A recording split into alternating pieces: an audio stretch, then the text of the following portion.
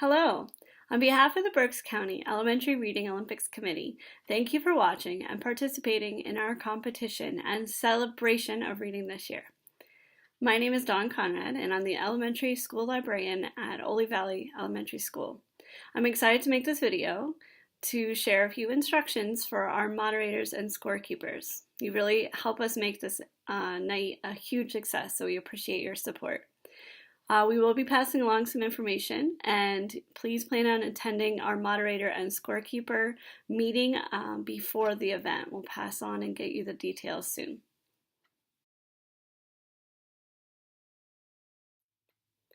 As a moderator, you have a very special job. You and the scorekeeper will be assigned a room for the evening. You will be running the 3 rounds as quickly and efficiently as possible. When you first arrive in the room, please record the setup so you can ensure that the whole room is placed back where you found it. The coaches and the teams will be moving, but you will be staying for the whole 3 rounds. Set up the desk for yourself and then push desks and chairs to the outside perimeter of the room.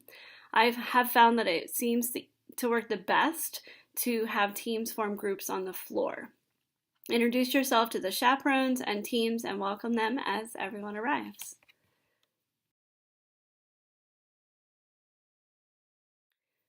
So as you prepare for the first round and the beginning time approaches, feel free to read the general rules provided in your question packet.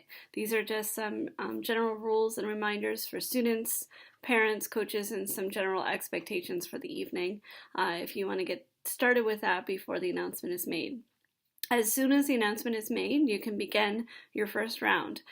Team A will get the first question. So you may want to pick based just on location if Team A is on the left side, or if you'd like to flip a coin, that is fine as well. Have their name written on the top of the scorecard before you begin. And we're ready to start questions. But before you start the first question, designate who your team captain is for each team. That student will be the one to answer the question, or they can assign another student to answer on their behalf. So use a practice question to start. The first one is fine. You're going to read each question twice. After you read it the second time, they'll have 20 seconds to answer that. That's part of the scorekeeper's job, is to keep track of that 20 seconds for you. Each round will consist of 30 questions, and each team will get 15 of those questions, half of the questions.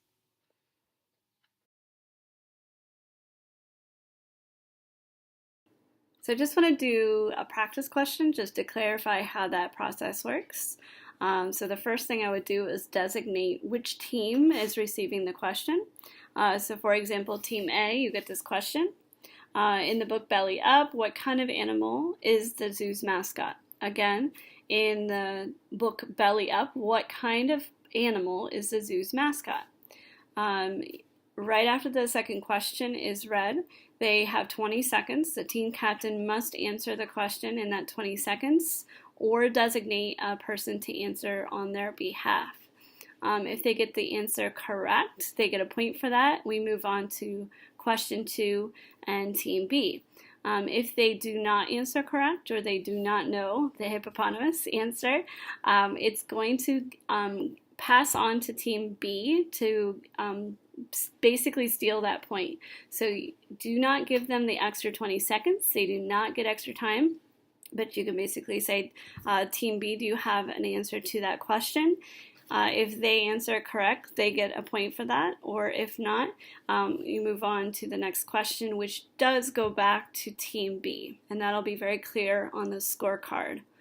If they give a partial answer and you think they might know more, they're just not clarifying, it is perfectly okay for you to say, can you give me some more information about that, to try to give them a chance to answer a little bit more.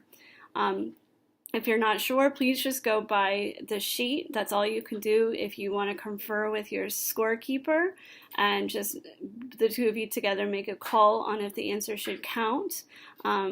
and you're always welcome to just say, that is not the answer I have, and not give them the correct answer that's on your paper.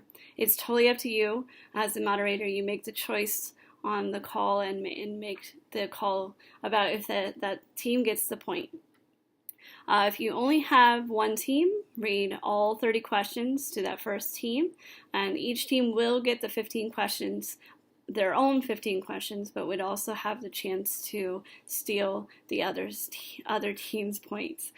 We will talk details and answer any questions you might have at our meeting as well. If something is unclear, please just let us know.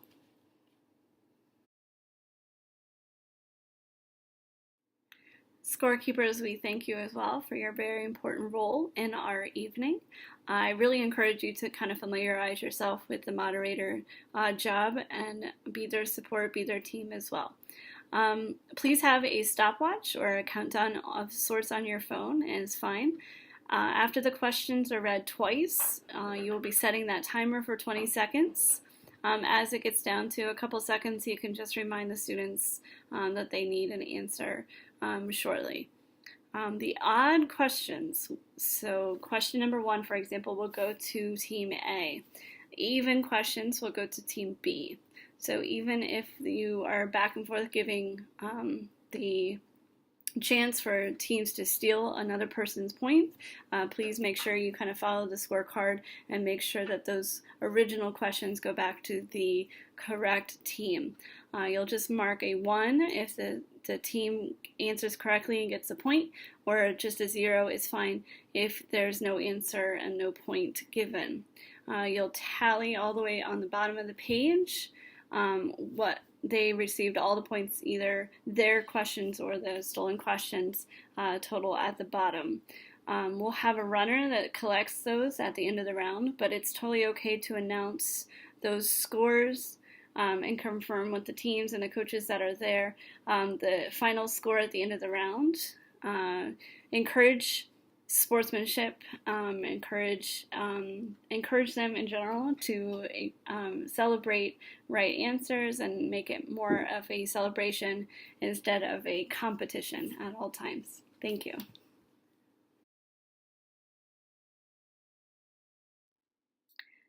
As a moderator and a scorekeeper, a couple big things that we want you to keep in mind. It is very, very important that we move quickly and keep to our time as well as we can. There are rounds that are basically going to be 30 minutes, so 30 questions, 30 minutes. Everything needs to move as quickly and efficiently as possible. So get started right away as soon as everyone's there, especially that second and third round. Once the kids know what's going on and what's happening, please try to move that quickly. You don't have to wait the 20 seconds.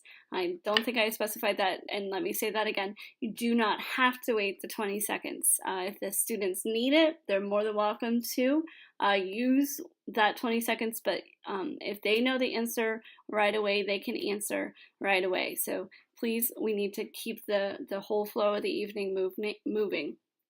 Please, you will be reading this announcement at the beginning of the night, but no talking or moving until it has been announced that the second round is ready. So even if you finish before other rooms, we don't want people moving in the hall, we don't want bathrooms and things until everyone is moving and everybody has been dismissed. So try to keep everything quiet until it has been announced to move. At the very end of the night, after round 3, again, make sure the room gets placed back where it was and everything gets moved back and cleaned up as best as possible. And the teams will be moving to their celebration and the end of the night. So as they do that, just make sure everything's cleaned up, tidied up, and everything is back in place. And thanks again for all your support and help with us. We're so excited for this celebration.